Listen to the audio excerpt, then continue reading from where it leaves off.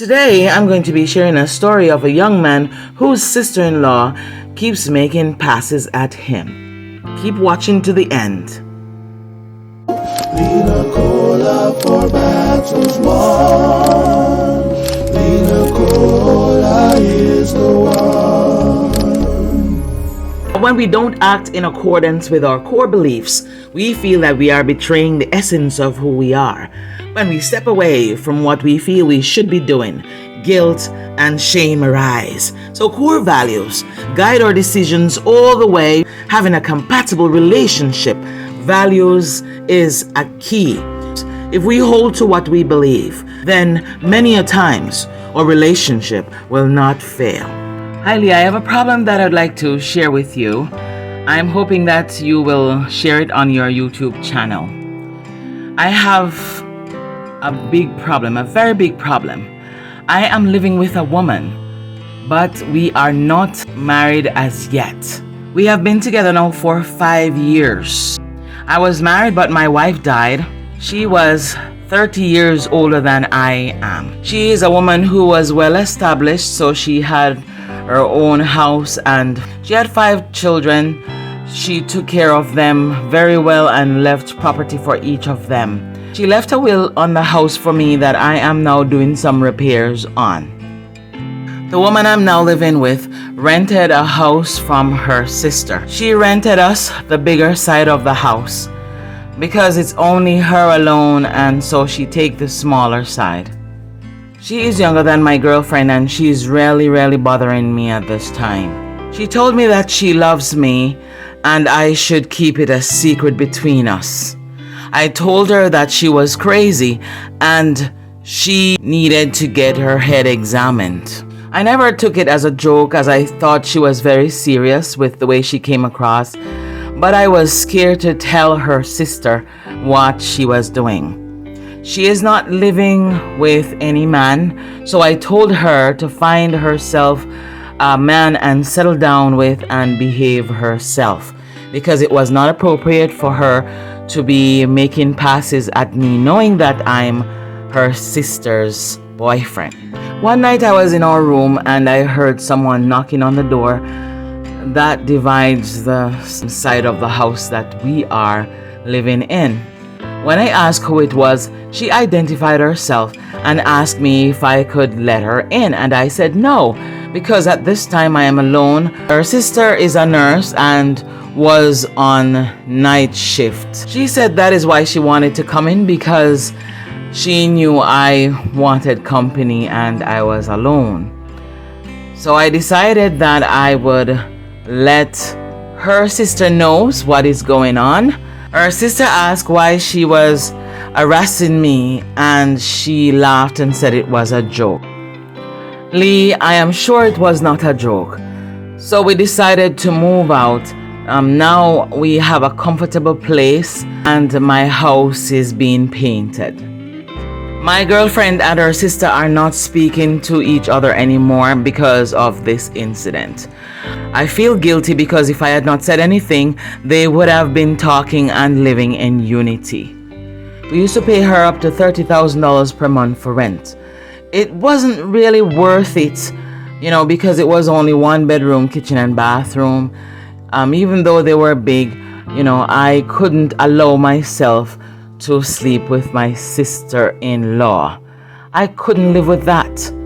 My girlfriend said that she was not ever going to talk to her sister again unless she was willing to apologize for harassing me and wanting to have an affair. I really feel that I caused problems between 2 sisters. I am feeling guilty and out of place. It is always my joy to see family living together in harmony, because I did not have that type of family cohesiveness growing up. I didn't have the bond with my brothers and my sisters, so I really feel bad. You were very correct in telling your woman that her sister was trying to get you into bed with her, and that she was trying to be intimate with you, and you told her that you were not interested. When you keep a secret with these type of situation, sometimes it can blow up into bigger things in the future. So you did a great job. On that particular evening when your girlfriend went to work, and she tried to get you to have her access your room, that was not a secret at all that you should have kept. And I repeat that you had all the right to tell your woman about her sister's behavior, and your woman knows that her sister should apologize. That is the moral of the situation, that you don't cross the line with family members like that. So having said all of that, let me say that I am very glad that your late wife did not die and leave you as a pauper, right? And that she also left her children with wealth.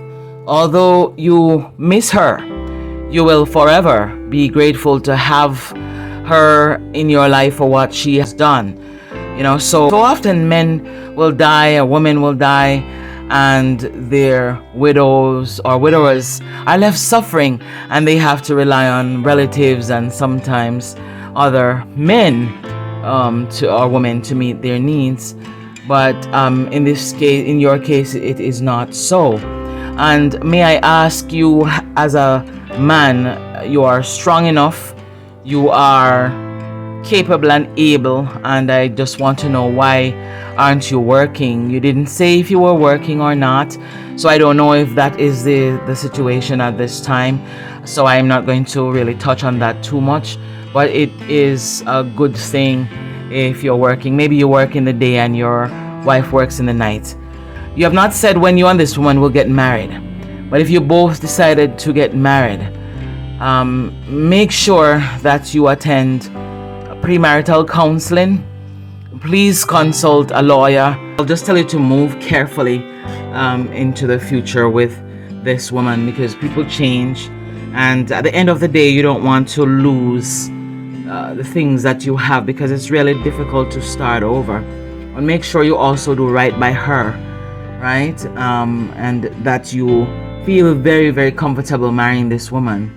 So please don't ignore my suggestions, but at the same time, whether or not you want to do a prenuptial agreement, that will be your prerogative. But personally, if I had wealth in that sense, I would look, I don't know what the future holds, but I would look into it to see how best I can secure what I have, because people change. I hope I answered your question. Love can be a tricky thing. People change, life change, circumstances change. So please do whatever you can to make sure that you are secure. In that regard, I would say you are totally in control of making the decisions whether or not you want to do a prenuptial agreement, so that you can secure your assets for the future. But you do have documents stating that your ex-wife willed the house for you, so everything should be fine. What I would do is to work on getting another place with this lady, since she is a professional. You said she was a nurse, so I would work on getting another place, and maybe you could in turn rent this home that you have. But things take time, so looking to what I'm stating where the house is concerned, so that both of you can live in harmony and peace. Thank you so much for writing this email. I hope my response was satisfying to you. This is the best I can think about at this point in time. Maybe my YouTube friends will comment other suggestions for you, so you can watch to see what their responses will be.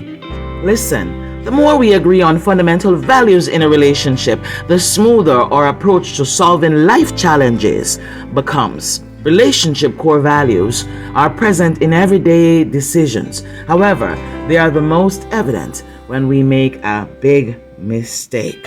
So walk carefully. Make the best decisions that we can when it comes to our relationship, because our relationship depends on it.